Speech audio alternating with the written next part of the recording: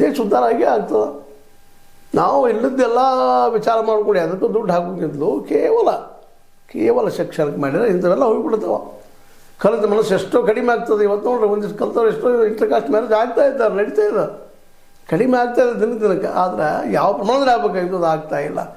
1, 2, 4, 8, 16, 34, 32, 64 ಹಿಂಗೆ ಹೋಗ್ಬೇಕಾಗಿತ್ತಪ್ಪ ಅಂದ್ರೆ ಇಲ್ಲಿ ಶಿಕ್ಷಣ ಮದ್ದ.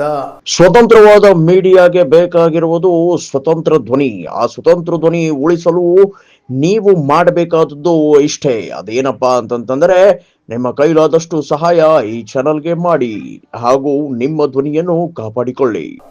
ಇಂಥವೆಲ್ಲ ನೋಡು, ಪಾಪ ಮಗು ತಾಯಿ ಮಗು ಆ ತಾಯಿ ಅಪ್ಪನ ಜಾತಿ ಬಲಿಯಾಗಿ ಹೋಗಿದ್ದನ್ನು ನೋಡಿದಾಗ ಇವತ್ತೇನೋ ಪರೀಕ್ಷೆ ಮಾಡ್ತಾಯಿದ್ರೆ ಎಲ್ಲ ಕಡೆ.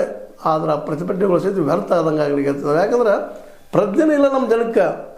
ಜಾತಿ ಕೆಟ್ಟದಪ್ಪ, ಬಸವಣ್ಣ ಇದನ್ನು ತಿರಸ್ಕಾರ ಮಾಡಿದ್ರು, ಅದಕ್ಕೆ ಅವ್ರು ಬಲಿಯಾಗಿ ಹೋದ್ರು ಅಂತ ಸಹಿತ ತಿಳ್ಕೊಳ್ಳಿಕ್ಕಿಲ್ಲ ನಮಗೆ. ಯಾವ ಬಸವಣ್ಣ ನಾವು ಲಿಂಗಾಯತ ಧರ್ಮ ಸ್ಥಾಪಿಸಂತೀವಿ, ನಾವು ಹೋರಾಟ ಮಾಡ್ತಾ ಇದ್ದೀವೋ, ನಮ್ಮ ಧರ್ಮ ಮಾಡೋದಕ್ಕೆ ಕೇಳ್ತಾ ಇದ್ದೀವೋ, ಆ ಲಿಂಗಾಯತ ಹುಟ್ಟಿದಂಥ ವ್ಯಕ್ತಿ ಅವರಪ್ಪ ಮಗಳಾಗಿ ಹುಟ್ಟಿದ್ದು.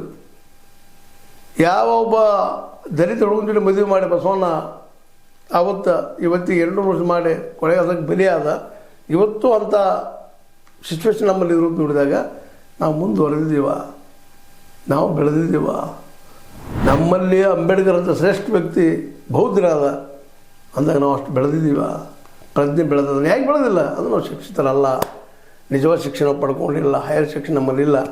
ಈ ದಿಶೆಯಲ್ಲಿ ಸರ್ಕಾರ ಯೋಚನೆ ಮಾಡೋದು ಭಾಳ ಯೋಗ್ಯ ಅಂತ ಹೇಳ್ತಾ, ಇದು ನಿಮಗೆ ಲೈಕ್ ಆಗಿರ್ಬೋದು. ಲೈಕ್ ಮಾಡಿ, ಶೇರ್ ಮಾಡಿ, ಕಾಮೆಂಟ್ ಮಾಡಿ, ಜೊತೆಗೆ ಸಬ್ಸ್ಕ್ರೈಬ್ ನಿಲ್ಲಿಸ್ಬಿಟ್ಟು S60 ನ್ಯೂಸ್ ಅರ್ಥ ಸತ್ಯದ ಕೈಯಲ್ಲಿ ವಂದನೆಗಳು.